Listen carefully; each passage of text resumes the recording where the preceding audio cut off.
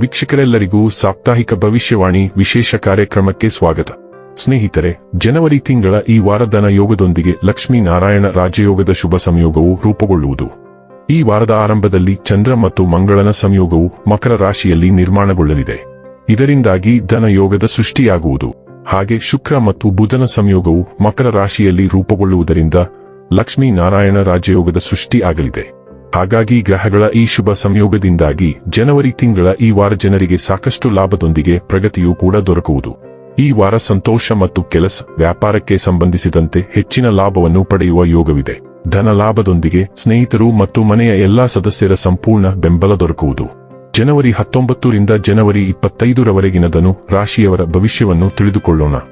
ಈ ವಾರ ಧನು ರಾಶಿಯವರ ಫಲಾಫಲಗಳೇನು, ಗ್ರಹಗತಿಗಳು ಹೇಗಿರಲಿವೆ, ಕೌಟುಂಬಿಕ ಸಾಮಾಜಿಕ ಜೀವನ ಹಾಗೂ ವ್ಯಾಪಾರ ವಹಿವಾಟು ಹೇಗೆ ನಡೆಯಲಿದೆ, ಅಲ್ಲದೆ ಯಾವೆಲ್ಲ ಸಮಸ್ಯೆಗಳು ನಿಮ್ಮನ್ನು ಈ ಸಾಪ್ತಾಹಿಕದಲ್ಲಿ ಕಾಡಲಿವೆ, ಅವುಗಳಿಗೆ ಪರಿಹಾರಗಳೇನು ಎಂಬುದನ್ನು ತಿಳಿಯಲು ಈ ವಿಡಿಯೋವನ್ನು ಸಂಪೂರ್ಣವಾಗಿ ವೀಕ್ಷಿಸಿ.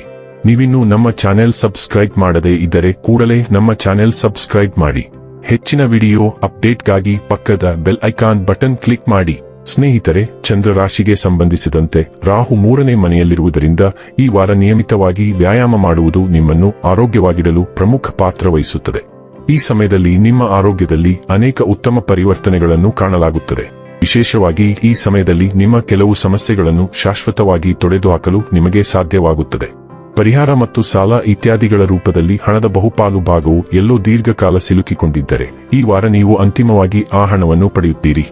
ಏಕೆಂದರೆ ಈ ಸಮಯದಲ್ಲಿ ಅನೇಕ ಶುಭ ಗ್ರಹಗಳ ಸ್ಥಾನ ಮತ್ತು ದೃಷ್ಟಿ ನಿಮ್ಮ ರಾಶಿಚಕ್ರದ ಅನೇಕ ಜನರಿಗೆ ಹಣದ ಲಾಭದ ಮೊತ್ತವನ್ನು ತೋರಿಸುತ್ತಿದೆ.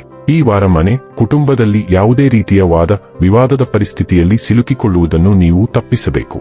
ಏಕೆಂದರೆ ಅದನ್ನು ಮಾಡದಿರುವುದು ಇತರರ ಮುಂದೆ ನಿಮ್ಮ ಚಿತ್ರವನ್ನು ಹದಗೆಡಿಸಬಹುದು. ಆದ್ದರಿಂದ ಯಾರೊಂದಿಗಾದರೂ ಯಾವುದೇ ಸಮಸ್ಯೆ ಇದ್ದರೆ ಅದನ್ನು ಶಾಂತಿಯಿಂದ ಮಾತನಾಡುವ ಮೂಲಕ ಪರಿಹರಿಸಲು ಪ್ರಯತ್ನಿಸಿ.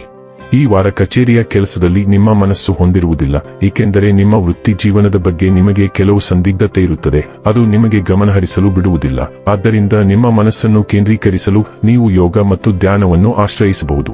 ಜೀವನದಲ್ಲಿ ತಮ್ಮ ಗುರಿಗಳ ಬಗ್ಗೆ ಸಂಪೂರ್ಣ ವಿಶ್ವಾಸ ಹೊಂದಿರುವ ವಿದ್ಯಾರ್ಥಿಗಳು ಈ ಸಮಯದಲ್ಲಿ ಹೆಚ್ಚು ಕಠಿಣ ಪರಿಶ್ರಮ ಮಾಡಬೇಕಾಗುತ್ತದೆ. ಏಕೆಂದರೆ ಈ ಸಮಯದಲ್ಲಿ ನೀವು ಅತ್ಯಂತ ಸಂಘರ್ಷ ಮಾಡಬೇಕಾಗುತ್ತದೆ ಮತ್ತು ಅಹಂ ಅನ್ನು ನಿಮ್ಮ ಮೇಲೆ ಪ್ರಾಬಲ್ಯ ಸಾಧಿಸಬಾರದು. ಹೆಚ್ಚುವರಿಯಾಗಿ ನಿಮ್ಮ ತರಗತಿಯಲ್ಲಿ ಉತ್ತಮವಾಗಿ ಕಾರ್ಯನಿರ್ವಹಿಸುವಾಗ ನಿಮ್ಮ ಪೋಷಕರು ಮತ್ತು ಶಿಕ್ಷಕರಿಂದ ಮೆಚ್ಚುಗೆಯನ್ನು ಪಡೆಯಲು ನಿಮಗೆ ಸಾಧ್ಯವಾಗುತ್ತದೆ.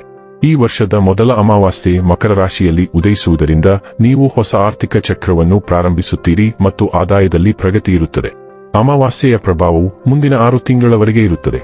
ಆದ್ದರಿಂದ ಈ ದೀರ್ಘಾವಧಿಯಲ್ಲಿ ವೃಶ್ಚಿಕ ರಾಶಿಯ ಸೂರ್ಯ, ಚಂದ್ರ ಮತ್ತು ಉದಯ ರಾಶಿಯವರು ಹೊಸ ಉದ್ಯೋಗ ಅಥವಾ ಗುತ್ತಿಗೆ ಉದ್ಯೋಗವನ್ನು ಪಡೆಯುವ ಅವಕಾಶವನ್ನು ಹೊಂದಿರುತ್ತಾರೆ. ಮುಂದಿನ 6 ತಿಂಗಳಲ್ಲಿ ಸಂಬಳ ಪಾವತಿ ರಚನೆಗಳು ಅಥವಾ ಬೆಲೆ ಹೊಂದಾಣಿಕೆಗಳ ಕುರಿತು ನೀವು ಚರ್ಚೆಗಳನ್ನು ನಡೆಸುತ್ತೀರಿ.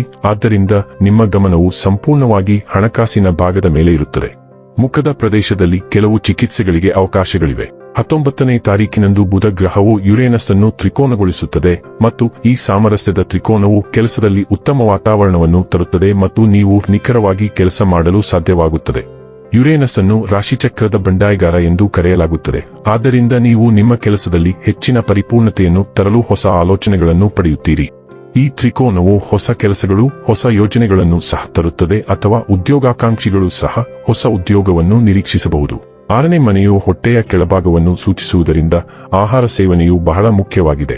ಆದ್ದರಿಂದ ನೀವು ಜೀರ್ಣಕಾರಿ ಸಮಸ್ಯೆಗಳನ್ನು ಉಂಟುಮಾಡುವ ಎಲ್ಲಾ ಕಸವನ್ನು ಸೇವಿಸುವ ಭಾವನೆಯನ್ನು ಹೊಂದಿರುತ್ತೀರಿ. ಸೂರ್ಯ ಮತ್ತು ಮಂಗಳ ಗ್ರಹಗಳು ಕುಂಭ ರಾಶಿಯ ವಾಯು ರಾಶಿಗೆ ಚಲಿಸುತ್ತವೆ. ಇದು ನಿಮ್ಮ 3ನೇ ಮನೆಯ ಮೇಲೆ ಪರಿಣಾಮ ಬೀರುತ್ತದೆ ಮತ್ತು ಶುಕ್ರ ಈಗಾಗಲೇ ಅಲ್ಲಿದ್ದಾನೆ. ವೈಯಕ್ತಿಕ ಮತ್ತು ವ್ಯವಹಾರ ಉದ್ದೇಶಗಳಿಗಾಗಿ ನೀವು ಸಾಕಷ್ಟು ಸಂಭಾಷಣೆಗಳನ್ನು ಹೊಂದಿರುತ್ತೀರಿ. ಇದು ಕೆಲವು ತೀರ್ಮಾನಗಳಿಗೆ ಕಾರಣವಾಗಬಹುದು. ಬಹಳಷ್ಟು ಕಿರು ಸಂದೇಶಗಳು, ಇಮೇಲ್ಗಳು, ಫೋನ್ ಕರೆಗಳು, ದಸ್ತಾವೇಜೀಕರಣಗಳು ಇರುತ್ತವೆ ಮತ್ತು ಅವುಗಳಿಗೆ ನಿರಂತರ ಗಮನ ಬೇಕಾಗುತ್ತದೆ. ಇದರಿಂದಾಗಿ ಪೂರ್ಣಗೊಂಡ ವ್ಯವಸ್ಥೆಗಳು ದೊರೆಯುತ್ತವೆ. ನೀವು ಸಭೆಗಳು, ಸಂದರ್ಶನಗಳು, ಸಣ್ಣ ಪ್ರವಾಸಗಳು ಮತ್ತು ಅಧ್ಯಯನ ಕಾರ್ಯಕ್ರಮಗಳನ್ನು ಸಹ ನಿರೀಕ್ಷಿಸಬಹುದು. ಈ ಸಂಚಾರವು ವರ್ಗಾವಣೆ ಅಥವಾ ಅಂತರ ವಿಭಾಗ ವರ್ಗಾವಣೆಗೆ ಸಂಬಂಧಿಸಿದ ಅವಕಾಶಗಳನ್ನು ಸಹ ತರಬಹುದು. ನಿಮ್ಮ ಒಡ ಹುಟ್ಟಿದವರು, ನೆರೆಹೊರೆಯವರು ಮತ್ತು ನೆಟ್ವರ್ಕ್ ಸಮುದಾಯಗಳು ನಿಮ್ಮೊಂದಿಗೆ ಹೆಚ್ಚಿನ ಚಟುವಟಿಕೆಯನ್ನು ಹೊಂದಿರುತ್ತವೆ. ಇನ್ನು ಕೊನೆಯದಾಗಿ ಮಾಡಿಕೊಳ್ಳಬೇಕಾದ ಉಪಾಯಗಳ ಕುರಿತು ನೋಡುವುದಾದರೆ, ಓಂ ಬೃಹಸ್ಪತಯೇ ನಮಃ ಎಂದು ಪ್ರತಿದಿನ 21 ಬಾರಿ ಜಪಿಸಿ. ವೀಕ್ಷಕರೇ, ಇದಾಗಿತ್ತು ಧನು ರಾಶಿಯ ಜಾತಕದವರ ಜನವರಿ 19ರಿಂದ ಜನವರಿ 25ರವರೆಗಿನ ಫಲದ ಮಾಹಿತಿ. ಮಾಹಿತಿ ಇಷ್ಟವಾದರೆ ವಿಡಿಯೋವನ್ನು ಲೈಕ್ ಮತ್ತು ಶೇರ್ ಮಾಡಿ. ಹಾಗೆ ಚಾನೆಲ್ ಸಬ್ಸ್ಕ್ರೈಬ್ ಮಾಡುವುದರ ಜೊತೆಗೆ ನಿರಂತರ ವಿಡಿಯೋ ಅಪ್ಡೇಟ್ಸ್ಗಳಿಗಾಗಿ ಪಕ್ಕದ ಬೆಲ್ ಐಕಾನ್ ಕ್ಲಿಕ್ ಮಾಡಿ.